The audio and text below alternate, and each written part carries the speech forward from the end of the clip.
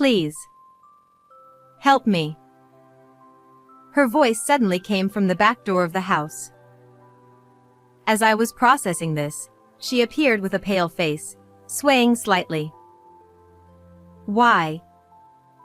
You were just...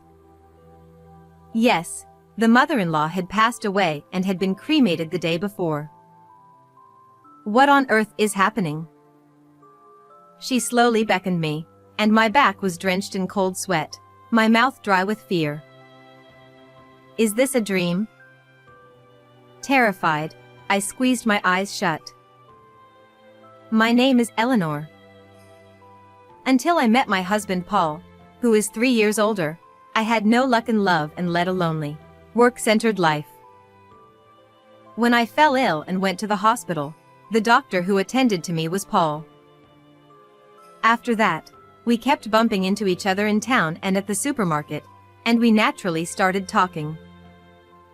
With his approach, our relationship progressed quickly to marriage. However, living with his parents was unexpected. His father Dean was the director of the hospital where Paul worked, and a strict man devoted to his job. On the other hand, his mother Arya was gentle and kind, welcoming me warmly. If Arya is here, maybe I can manage too. Becoming a housewife at my husband's request, I decided to try my best with Arya's guidance. I want to have children as soon as possible. Ever since we got married, Paul had been saying this almost as a mantra. Thinking he would make a doting father, I also made efforts to prepare my body for pregnancy. 2 years later, we had a long-awaited baby boy, whom we named Logan. Eleanor, thank you. Thank you so much. In the postpartum hospital room, my husband cried with joy. However, once we were home, he admired Logan from a distance and did not participate in childcare. Today is your day off, isn't it? Could you feed Logan while I hang the laundry? That's your job, isn't it? If I do the childcare too, what's the point of you being here? Laughing, Paul returned his gaze to the TV. At first, I thought he was joking, but it turned out he wasn't. It started when Logan began crying at night. I can't sleep because of the noise. Make him stop crying quickly. He yelled at me while snapping at the crying Logan. Startled by his voice, Logan cried even more intensely, so I took him to the living room to soothe him. But he wouldn't stop crying, and as I was at a loss, Paul drove us to the entrance. Don't come back until he quiets down. If I become sleep-deprived, many patients will be inconvenienced. You're his mother, so get a grip. Feeling like he was talking about someone else, I could only sigh. This is too much. While soothing Logan, I rubbed my sleepy eyes at the nearby park, and Arya came to check on us in her nightgown. Are you okay? I'll take over, so take a little rest. I'm sorry. Thank you. For me, who was rebuffed by Paul, Arya was the only one who understood. Thanks to her help during the tough nights, I managed to get through it.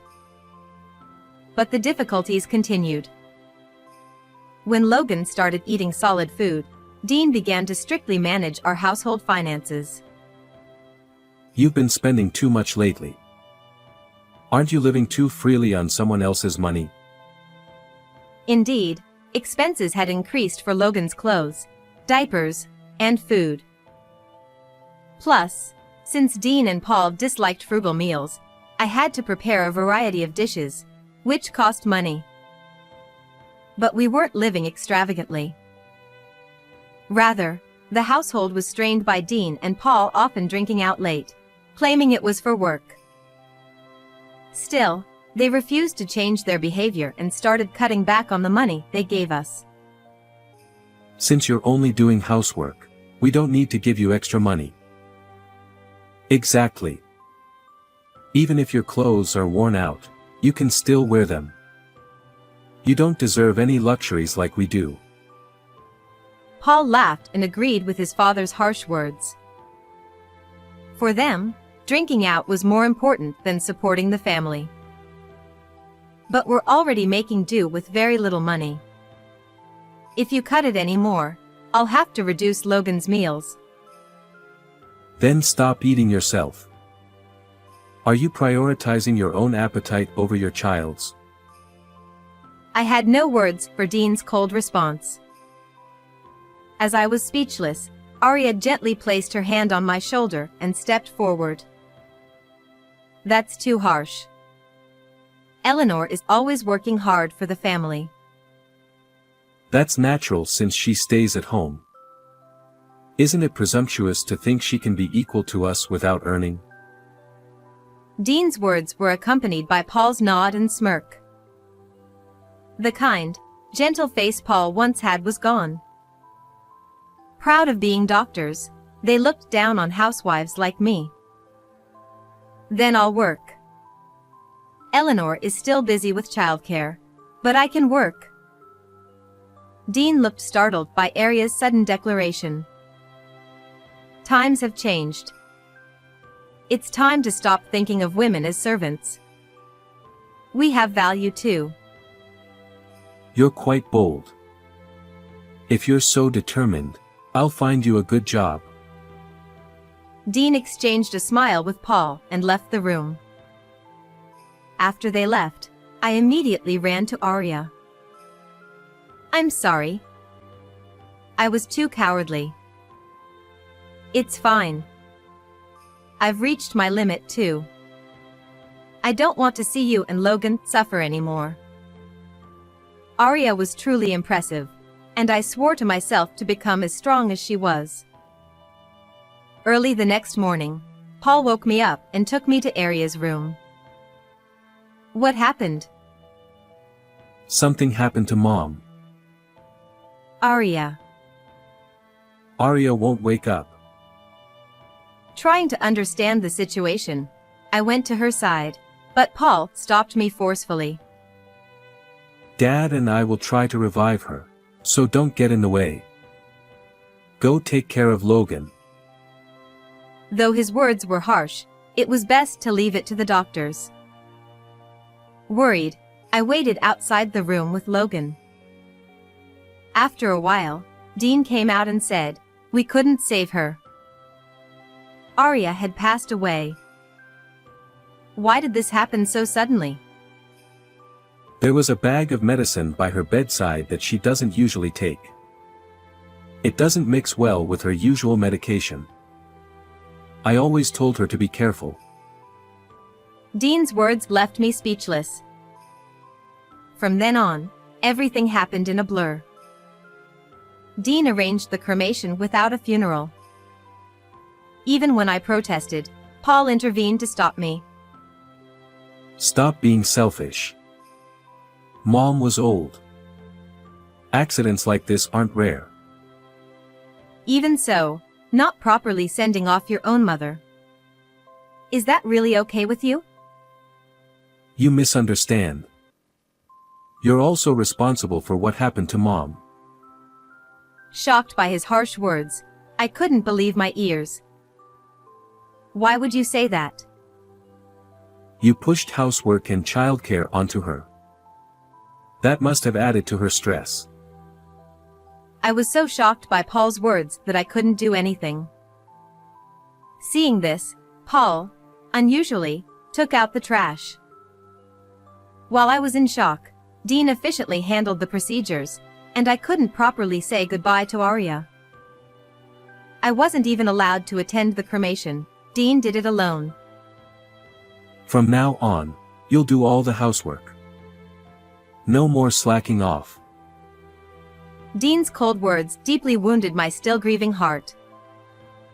The day after the cremation, I was still feeling down, but Paul and Dean cheerfully talked about going to the insurance company. Dad took out life insurance on Mom. We're going to talk about it, so make sure to do the housework properly today. Once we know how much the insurance payout is, let's have a lavish meal tonight. Ignoring their insensitive conversation, I continued with my chores alone. About an hour after they left, I heard a noise from the back door. "Please. Help me." Then I heard Aria's voice, even though she was supposed to be dead. Am I hearing things? Thinking that, I went to check and found Aria standing there. What? How? I was so shocked that I couldn't speak. Aria had been cremated the day before. Then, who is this? As I thought about it, chills ran down my spine. Come here. Noticing me, she beckoned me over. My legs trembling, I slowly walked towards her. Aria. When I asked, she confirmed Paul and the others weren't around and nodded firmly. I have to tell you something. Please listen before they notice. The warmth of her hand gripping mine proved she was indeed alive. What she revealed next was an unbelievably horrifying truth. After hearing everything, I felt a deep, unrelenting anger. Don't worry, I'll help too. This is unforgivable. My mother-in-law left to hide again, and as I watched her go, I resolved to take revenge on them. A few days later, the insurance agent was supposed to come to our house, so my father-in-law and husband took the day off to wait at home. As I grew increasingly annoyed by their giddy behavior, my father-in-law approached me. You're still eating thanks to Aria's insurance money. Shouldn't you be more grateful? That's wrong. I'm not happy about it at all. Women who can only rely on others are never grateful for money. He laughed derisively and plopped down on the sofa. Next to him, Paul smirked. Then the intercom rang. Oh, they're here. As they went to the door, they froze when they saw who was standing there. What? Why are you here? My husband, pale and trembling, pointed at the person in shock. It wasn't the insurance agent, but my mother-in-law. I came back because I had unfinished business. Next to her stood a man, standing tall and proper, wearing a suit with a lawyer's badge. That's impossible.